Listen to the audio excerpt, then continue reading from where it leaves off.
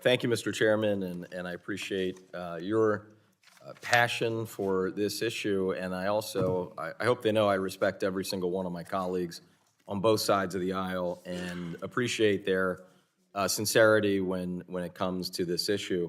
I don't know how to go about this without being repetitive because we just had a hearing on exactly this topic a couple weeks ago. And so I don't want to repeat everything that I said then, but some of that overlap will obviously be unavoidable. For those of you who were at our last hearing just a couple weeks ago on this topic, you know that I have real skepticism when it comes to the topic of commissions. I thought the panel that we had a couple weeks ago of those members, former members of the House and current members or current member of the House who participated in prior commissions, talked about their experiences. Every one of those commissions ultimately ended in failure.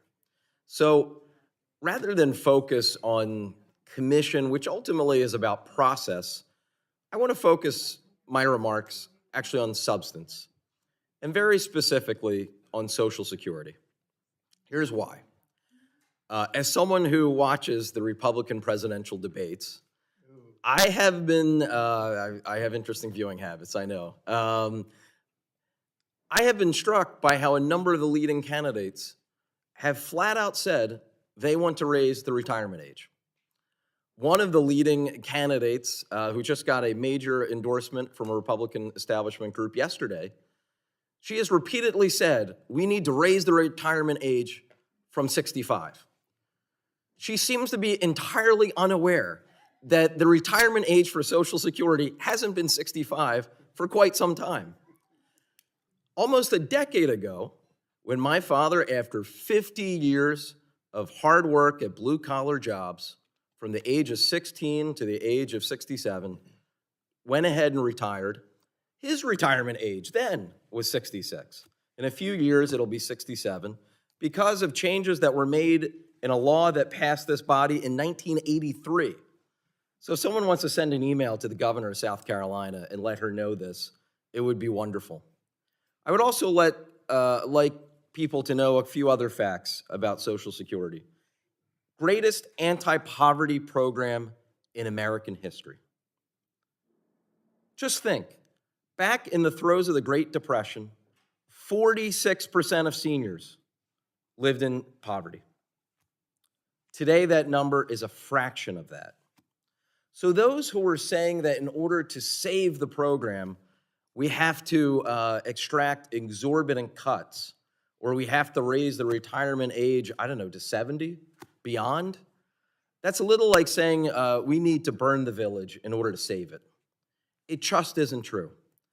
And as I pointed out the very last hearing, I have actually put down a plan on paper that would extend the life of the Social Security Trust Fund through the year 2100. I have a piece of legislation, Sheldon Whitehouse, the senator from Rhode Island, who is the chairman of our counterpart, the Senate Budget Committee. He and I have a bill that would do that for Social Security, simply by bringing in more revenues, those who make more than $400,000 a year. Now, some might object to more revenues coming in to the Social Security pot. I would say two things in response. First, and this comes up every single time I have a town hall, whether it was in person or a teletown hall, maybe some of you have had the same experience. For years and years, Social Security Trust Fund was running a surplus. The 60s and the 70s and the 80s and the 90s. And here's where I would agree with the chairman. Congresses, under the control of both parties, instead of using that surplus to set it aside for future retirees so it would be there, they decided to spend that surplus to meet what were the needs of the current day. That is a tragedy. I remember those great Saturday Night Live skits about Al Gore and making fun of his lockbox in the year 2000. But he was right. Had that surplus been saved in a lockbox or whatever you want to call it, there would be more revenue available now that those who were earning those wages to pay those Social Security taxes back in the 70s and 80s and 90s and aughts now that they're retiring today. So it is only fair that more revenue is brought into the system when you consider back when there was more revenue than was going out to meet the needs of retirees then, that money was spent on things that were other than Social Security. So I think that it is entirely appropriate when it comes to extending the life of the Social Security Trust Fund. I would also point out, and this has come up repeatedly throughout the year that we've had here in this room of hearings, when you take the 2001 George W. Bush tax cuts that weren't paid for, the 2003 Bush tax cuts that weren't paid for, the reauthorization of most of that a decade later, and then the 2017 TCJA, I asked numerous witnesses, what is the cumulative amount of those tax cuts that weren't paid for? And the figure that was cited repeatedly at that table was $10 trillion. So when we look at that national debt of about $33 trillion, remember, about 10 of that is missing revenue from the last 22 years of tax cuts that weren't paid for. So I appreciate, again, the sincerity of those who believe that a commission would be a better process. But as I pointed out a couple weeks ago, and I'll repeat today, whether it's a commission or some other process, in the end of the day, it will come down to individuals voting from a couple menus of options.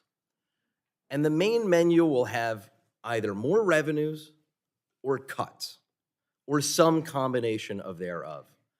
And you can have the greatest, biggest blue ribbon possible and put that on a commission. That won't be a substitute for the fact that ultimately, individuals will have to put up a vote either saying, yes, this is how we're going to raise more revenue, or yes, this is how we're going to enact cuts. I'm very clear the side that I come on. It would be very easy and intellectually dishonest if I sat here and said, oh, we don't need more revenues and the things are going to be perfectly fine. No, I acknowledge, as I've said, the Social Security Trust Fund is projected to fall short of meeting 75% of benefits somewhere between the year 2033 and 2034. The trustees of Social Security say it's 2034. CBO says it's 2033. We can safely say in roughly a decade, we will meet a critical point. It's pretty clear on what side I come down. More revenues into the Social Security Trust Fund, and we will be able to say, for the lifetime of my daughter, who in the year 2100, God willing, if she's still alive, would be 86 years old, I'll be able to look her in the eye and say, Social Security will be there for the rest of your lifetime and beyond that, simply by bringing in more revenues from those who are in the top 1% of earners. I think that is fair. I think that is appropriate. And for those who disagree, I would be very interested in seeing what their plan is and their alternative. And with that, I'll yield back. Thank you, Chairman.